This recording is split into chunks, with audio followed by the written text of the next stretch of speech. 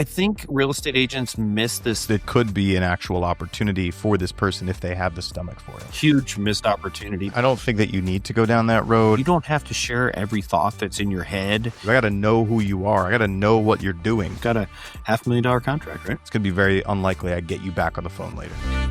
Cash call, everybody. Dale Archdekin, Brian Curtis, back again for another week. Brian, how are you doing today, sir? I'm doing great, Dale. Thanks for asking. We're here to help some salespeople. Yes. And we're here to listen to their calls. One call at a time, Brian. We are revolutionizing the sales world, or at least helping people sell a few more houses, right? And it's funny because seriously, sometimes that one little tiny thing really can be the thing.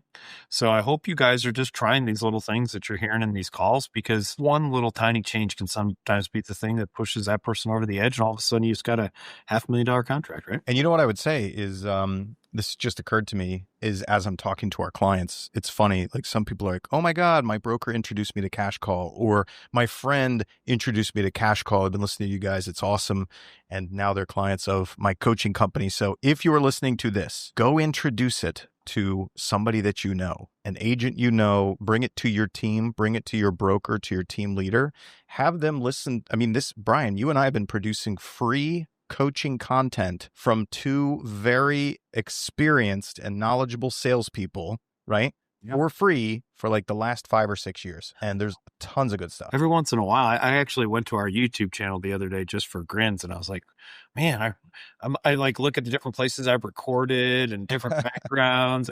Sometimes I have facial hair. Sometimes I don't. It's just, there's been a lot of changes that have happened in the last 5 or 6 years. We've been doing this for a couple of days. It's been a long time. So point is, share the wealth, right? Don't hoard it. Share it with somebody else. Some other agent right now needs to hear the stuff that we do to help them out. So they're going to make that one more contact, have that one more conversation, or get that contract signed or win that piece of business. Amen. All right. So I have a call today. I'm just going to be honest with the crowd. I didn't listen to it. Normally I do. So I would normally say what it's about. We're going to find out. We're going to do it together, everyone. How does that sound? Hey, collaboration is one of the keys to success. I just made that. Yes. So that sounds good. Yes. Hello. Hey, good morning. Yeah, hi, good morning. Hey, so Mr. A while back, you set up a site looking for a home near just following up, man. You see any progress on that in 2020? Yeah, which look, does it fall under? Well, I have a number of homes, and that's why I was calling you. Want to make sure you select. Yeah, yes. I am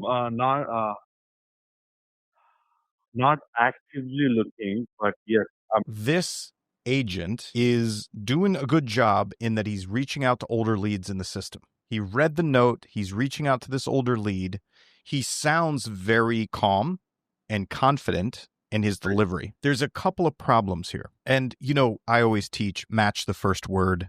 And he didn't match the first word. Lead said hello. He said hey. It may sound small to everybody, but they're not the same word. Is out of rapport and not in rapport, right? Not that it's going to revolutionize your results on calls, but it's cheap. You might as well do it anyway, right? Don't say a different word from someone else. Just give them the same word. And then I want you to listen to this. So we know that this is an older lead in the system that hasn't been contacted for a while based on what the agent said. So I want you to listen. He does his hello, this is hello name, this is so-and-so with whatever brokerage. How are you today? And I want you to listen to the size of the gap here. hello. Hey, good morning. Good morning. Listen to this gap. Yeah, hi, good morning. What does that tell you? Yeah. That tells me the guy's like, I don't know who the hell this is. And what he's doing is what's called a transderivational search. He's in his brain going, who's this guy? Who's this guy? Who's this guy? Exactly. So my point is here, if you're calling older leads, don't ask how they are. Don't ask how their day is. Even if you're in the South, I get it. The South is different and nicer and all that stuff. Yeah, but listen, every single human being on this planet, when you call them out of the blue and they don't recognize the number and they don't recognize your voice, they want to know 3 things as quick as humanly possible. Who are you? Why are you calling me? And what do you want? And maybe a 4th, Why should I care or answer you? And so that massive gap in there didn't need to happen and could have cost this agent the phone call altogether. Yeah, I want to go back to where I agree with everything that Dale said. That was a really good catch, noticing that gap, and I hope it was huge. As my old neighbors in South Philly used to say, you could park a SEPTA bus in that space. I don't know what that is, but it sounds. We have tiny streets and big buses. Okay, perfect. So I want to go back to the hey, hello thing. I want to agree with what Dale said. I teach that all the time. And those of you who go, well, it's not that important. First of all, it is. But I'll even accept that you don't think it's that important. Here's another really good reason to do it. What do I have to be doing to say the same word as the other person? I have to listen. So I like that as a key. Because I don't know about you, Dale, if I'm being completely honest, and we try and be completely honest on this show, there are times that I'm not as interested in making phone calls as others. Has that ever happened to you? Shocker. I know. And so if I have to focus on the beginning of that phone call to know if he said, hey, hi, hello, those are the three big ones, it gets me in the mode whether I want to or not. So I know I'm 100% about the rapport, and I want to add, it's even more important on top of that, in additional, it will get you focused on the call. And here's the thing, I don't know about you, Dale, but when I look at answer rates, I'm down to 7.5%, 8% from 5 years ago being at 18, 19%, which means every time the person answers the call, it's double the value that it had 5 years ago. That's pretty much the average all over the place. So yeah, every answer exceptionally valuable. All right, so let's go forward, obviously. And if you listen to the information that he delivered, he could have just done it without the gap. A while back, you set up on our site looking for a home near a church. Just following it up, man. Seeing if you made any progress on that in 2024. Yeah, which location does it fall under? Yeah, so anyway, point being, he could have smushed it all together. Right, because once he told him, are you making progress on that? At least I know, oh, you're checking to see if I found what I was looking for. You're checking in. Our goal should be, one of our goals should be to make the other person comfortable. I don't know about you, but when I don't know who the hell I'm talking to or what the hell I'm talking about, you know what that makes me? Uncomfortable. So the Venkat, the lead, thinks, oh, you're calling me about a specific property, and it turns out the agent is not. He's just generally calling to see if he's still in the market to buy. For homes, and that's why I was calling you. Just wanted to make sure you were still actually looking. You know what I mean? Yeah, yes. I am not actively looking, but yes, I'm actually preparing my some down payment and everything, getting ready. It's a lot of preparation, right? So, yeah. Okay. Now this church is in, right? Because there's a few of these churches. So I want to make sure I was looking for the right one. Which specific church are you looking for? Because there's a few assemblies like this. No, I'm sorry. I'm not looking for the church. Wrong number. Oh, okay. Not anymore? Okay. No, that's no problem. But you're still looking in, you said the county, right? Yeah, but I need some time. Okay. All right. Yeah. Sure. Yeah, I have my notes here. We'll just follow up periodically and see how things are going for you, okay? Okay, thank you. Bye. Sure. Bye. Okay. What do we think here, Brian? Based on the end of that conversation, here's what I think. There was a church he wanted to live close to, not he wanted to buy a church. And then I think the agent was trying to clarify which assembly church were you trying to be near, but didn't use enough words. Right. And then here's the other thing. It's odd. It's funny how things work out.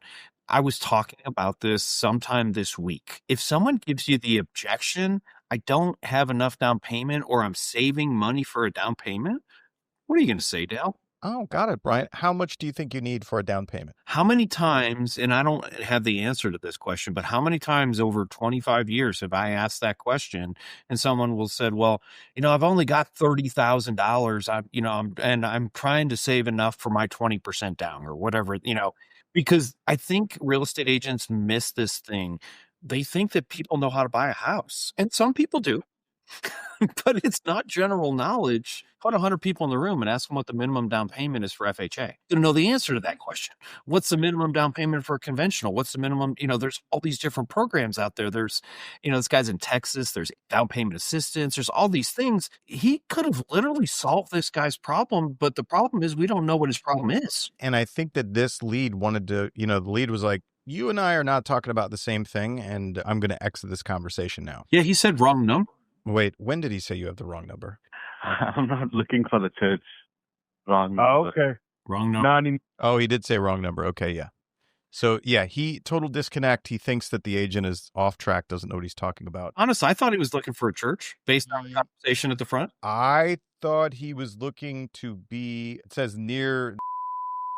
Here's the And thing. We're both a little confused, right? Right. The agent was not clear, right? The agent was definitely not clear. And on top of that, he let the guy go. Just don't let them go. Or at least you don't let them go the first time they're trying to go. You have to get a conversation with them. That's the whole point of our job for most of the type of leads that we work, whether it's sometimes new or old leads.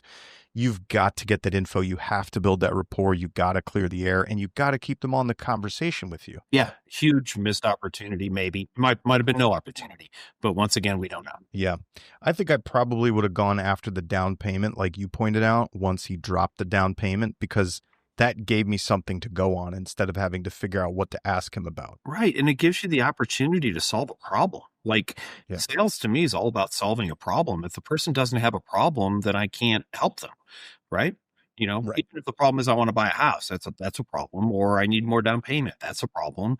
So looking for problems that you can solve, even if you can't solve them in the time frame you want them to, law of reciprocity kicks in. I don't know. It's interesting. I was studying some Robert Cialdini stuff. I don't know if you've studied any of that, but one of his rules is reciprocity. So if I can solve a problem for someone, guess what? They almost feel obligated to become my client, right? Yep. Absolutely. Great. What do you have for us today, Brian? Yeah, so this is an interesting thing that happens here, and I'm looking forward to seeing Dal's insight on this. This is not something that happens all the time, but it is something that happens, and it's based on the fact that this is going to be a tenant-occupied property. And so listen to what happens here, and, we'll talk about maybe a better way to handle this. The agent did okay. It wasn't horrible by any stretch of imagination, but there was definitely some opportunities. So is your name? Yeah, but I said, okay. And are you looking in? Yes, they. Okay. Well, all right. I can help you with that. Have you looked at any homes in person yet? It's mostly been drive-bys and Googling stuff. So I want to know people so they understand what this agent's trying to do here. I teach people to not ask, are you working with an agent? I teach them, have you looked at any houses? And then, yes, I've looked at several houses. Great. How did you get into that house? So I back into, are you working with an agent? This is way too early in the conversation, in my opinion, to go down that road. I'd love to hear your thoughts on that.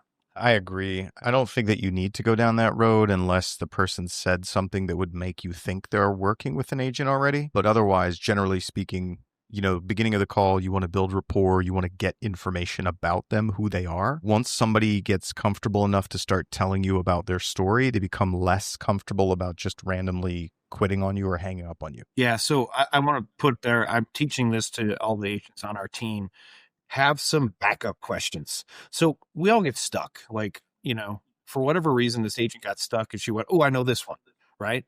That's basically, I know this question.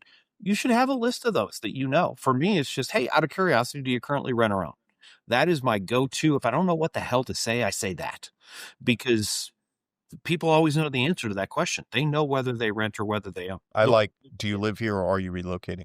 Perfect. Another great question. So those type of current tense questions are the ones that we should have in our quiver, if you will. So instead of, this is the one that most agents go to. Are you working with an agent is one of them. And the other one is, are you pre-qualified? Are you pre-qualified and do you have an agent? Important questions, but not in the beginning. Right. So order does matter.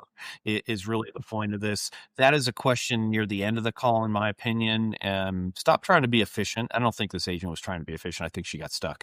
But I do notice a lot of agents trying to, I'm going to use air quotes here, be efficient. And what I mean by that is, are you pre-qualified? Nope, I'm not talking to you to pre-qualified. Or have you worked? Yep, I looked at a house. Great. Be a little more slow. Yeah. Well, I can help. weed that out for you for sure. Is the property on? Do you want to see that in person? You want to get an appointment? Yes. Yeah, okay. And it looks like it's. It says there's several there. Oh, that's a pretty one. I've seen that one online. One of the things I want to say about what's going on here is you don't have to share every thought that's in your head as you're talking to that person. Here's what I mean by that. Oh yeah, there's several in that subdivision. She said, oh, that's a pretty. Don't share so much. It's not helpful for your stream of consciousness to come out to the client. There are people who are external processors. I'm married to one, so I know what an external processor is. I'm an internal processor. We're not going to go down why that's good or bad either way. But my point is, you don't need to externally process on your potential clients. They don't need to hear the dialogue in your head. They just don't. They don't need to hear the sausage being made. Yes, exactly. When would be a good time to go see it? I mean, it's the rain day today. Is tomorrow is?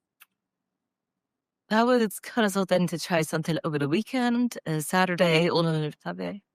Absolutely. I can do. Let me see. Oh, this one. You know what? I'm reading it now. It is tenant occupied. Then we can't go see it until unless you make an offer on it. So that's the weird thing. I don't see this very often, but I do see it before, Dale. You know what I'm talking about? Yeah. Yeah. So that is the thing that I wanted to point out. And I want to go ahead and listen to how she handles that. And I'd love to talk about what I think and what you think is perhaps a better way to handle it. Because again, is this something going to happen, to you 10 times this year? Probably not, but it could happen once or twice. In my area, it's happened to me many times. I'll be honest, I don't see it very often, but I have seen it. Like, hey, we don't want this. It's tenant occupied. The seller doesn't want to lose their tenant because they have 23 showings a day and they're going to piss the tenant off and all these other problems that come with it. So they've said, look, you write a contract. We know you're serious. Then you go look at the property. I have sold property where where either the owner wouldn't let me show it or the tenant was a deadbeat and we couldn't go into the unit. So that is a nightmare to try to sell as a listing agent. It is. And, I don't know what's going to happen with this. I don't even know if they're going to look at it, but it's kind of interesting. Let's see. Does feel odd. She says it's odd. We know it. Well, I can. Yeah, I understand why you feel that way. What that does is just keep people from looking and how that situation for you as a buyer could, the remedy is you make an offer and it gets accepted, okay, and we haven't seen it and we haven't had it inspected.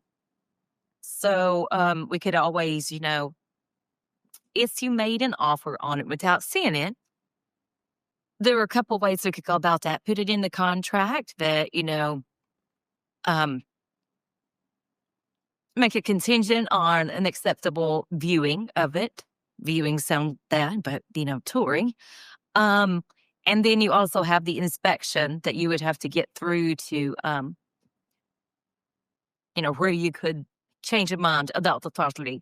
But I understand your hesitation there because that's a big purchase. But there are ways to, that you're not completely locked into buying it until, snip your head out if you see it. But I do know what you mean. One, is this the first time that this agent is speaking to this lead? And we're halfway through the call or a little more than halfway through the call.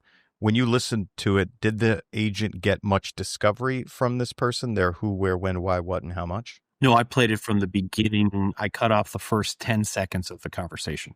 So you've heard literally the entire... there was a hi, hello kind of thing at the front, but you've heard the entire conversation. All right. So me, and I'm sure you as experienced salespeople, what we know is if I try to pitch or sell anything to anybody that I don't know anything about them, I have a very low chance of them taking me up on whatever the offer is. And if that's making an offer on a building sight unseen, the answer is definitely going to be no. So I got to get more hooks in you. I got to know who you are. I got to know what you're doing, because the likelihood that anybody's going to buy a building sight unseen, unless they're like a 10 house a year flipper, probably isn't going to happen. And so I want to have those hooks in you for when you decide against this property. And if I start with trying to get you to decide yes on this property and don't know anything about you, it's going to be very unlikely I get you back on the phone later. And I want people to think about this. To me, anytime I'm on a conversation with somebody, my brain is going, it's a puzzle, right? I think I've said that before. I'm looking to solve the puzzle. And we solve the puzzle, in my opinion, by creating problems and solving them. We talked about that a minute ago, or offering something that maybe, a reframe, a different way to look at this.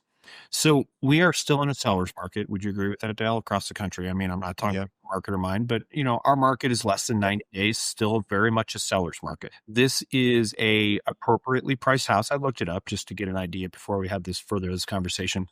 It's an appropriately priced house in a very popular subdivision. Well, I'm going to go out on a limb and say 90% of the people who call on this are going to do what this lady does. Well, no, I don't want to do that. So literally, you have an opportunity to show value here. It goes just like this. Susie, I can really appreciate that it's a frustrating way to do this, and I don't like it. And there's a really cool opportunity here, though. Your immediate reaction was kind of to say no. Is that correct? Yeah, absolutely. Well, guess what? Most people are going to be just like you. So here's the thing that's really cool. We'll be able to go see this property, and there's a good chance that we're not really going to have to compete against a lot of other people, because most people are unwilling to do what we did. By the way, in the state of Arkansas, and this is true, anytime in the first 10 days, you can back out of contract. What's the difference? We don't use earnest money, so she's not putting up any earnest money. The only difference is that she signed a contract versus going and doing that. So there's an opportunity to actually say, this is better for you, Mr. and Mrs. Buyer, versus it's worse for you.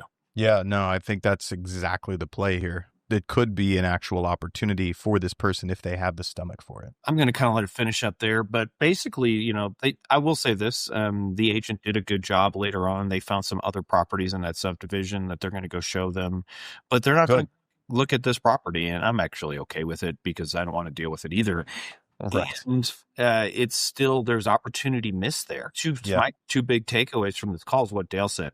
You got to do discovery before you go into other questions. Like you said, don't. What did you call it? Like externalizing? Oh, externally processed. Yeah, no externally processing, because when you run across that, you can't see it unless you put an offer on it. Immediately, I would be like, all right, great. So, I'm looking up the details here. I'm going to figure out with the sellers when we can get in there. I'm going to switch over to rapport questions with you, right? Perfect. Who are you? What are you doing? How does it work? Why are you doing it? How much do you want to spend? Yeah. Blah, blah, blah. Do we know the same people? Yeah. I am not going to be telling you that you can't see that property unless you write an offer on it. No. Until we like each other. Order matters. And I don't know a better way to say it than that. But your number one objective for me of every single phone call, I've never made a phone call where I said, I don't need to do this, is build rapport. Like I've never gone, I can skip it on this call. No, there's not a single call to a person who I don't know that shouldn't start with me building rapport, because they don't know me. I could not agree more, Brian. All right. So what do you think, man? Have we given them enough for today? It feels like we have. So right, excellent. It was a good episode, and I look forward to getting some feedback. Feel free to give us feedback. Feel free to send us calls. We love all that stuff. Keep it up. Thank you. Excellent. Cash call, everybody. Dale Archdekin, Brian Curtis, you're welcome. We'll see you next time. If you found that helpful and you want some advice on your own calls, your own sales conversations, then just click the link below and you can fill out an application to be a guest on the Cash Call podcast. And all you need to do is submit some calls, and I'll listen to those and give you immediate actionable feedback that you can use to improve your sales conversations. Or if you're looking for training, also the link below is access to some of our free training resources.